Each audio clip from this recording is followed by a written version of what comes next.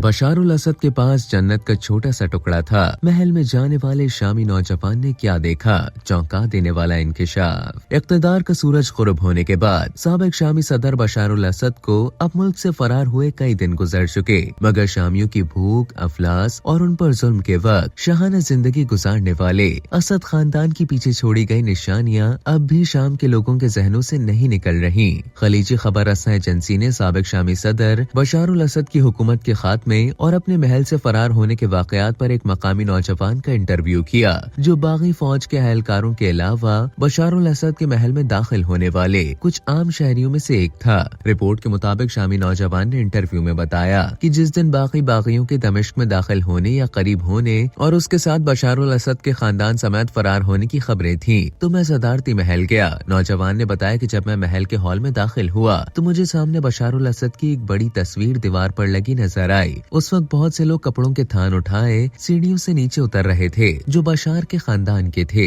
Interview के दौरान नौजवान ने बताया कि वहाँ हर तरह के जूते थे। मैं उन्हें जला देना चाहता था, मगर वो बहुत अच्छे थे। नौजवान के मुताबिक वहाँ मुख्तलिफ ममालिक के सरबराहों की जानिब से भेजे गए तोहफे भी थे। अलगर्ज के उनके पास जन्नत का छोटा सा टुकड़ा था, जबकि बाकी लोग सब भूखे मरते थे। खबर एजेंसी ने अपनी रिपोर्ट में लिखा कि बशार का महल अब एक गंदगी के ढेर का मंजर पेश कर रहा है। वहाँ हर चीज बिखरी हुई है। वहाँ बशारुल असद के खानदान की तस्वीरें, महंगे कपड़े, फिल्मों की डीवीडीज, बहुत सी किताबें और मैगजीन बिखरे पड़े हैं। एक फाइल पर टॉप सीक्रेट लिखा था, जिसमें बशार के मुलाजिमों के नाम दर्ज हैं। रिपोर्ट के मुताबिक महल में कई सुरंगें भी थीं, जिनमें से एक मशरिक और एक मगरिब की जानब जाती थी, जबकि एक तीसरी सुरंग महल के साथ एक पड़ोस के घर की तरफ जाती थी, जो कुछ ज्यादा ही खूबसूरत और जदीद था। मुमकिन तौर पर यहाँ बशारुल असद के बच्चे रहते थे, जबकि इस मकान के आगे मजीद एक घर का दरवाजा था, जहाँ रूसी सिफारतकार रहते थे।